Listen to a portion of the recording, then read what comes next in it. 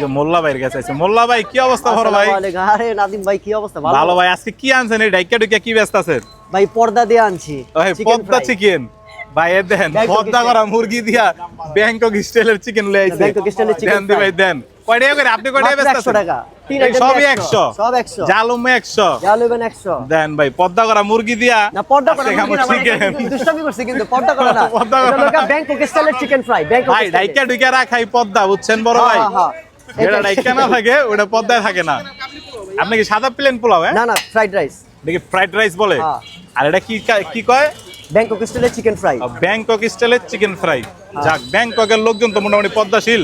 ভাই আপনি ব্যাংকক স্টাইলে যখন ব্যস্ত আছেন তাহলে মনে হয় এটাও ভালো।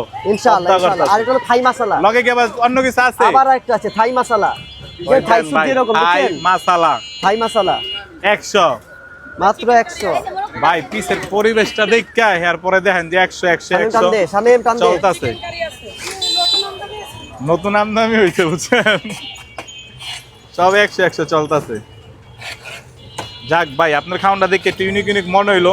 নতুন নতুন স্টাইলে খাওয়ান মান পাকায় আরো পাইবেন ইনশাআল্লাহ ইনশাআল্লাহ। নতুন তো পাইবেনই, নতুন আর কিছু পামু আরো পাইবেন সামনে অনেক। যাক আলহামদুলিল্লাহ। 100 টাকার একটা মামলা দিয়া দিলাম বাইরের থেকে।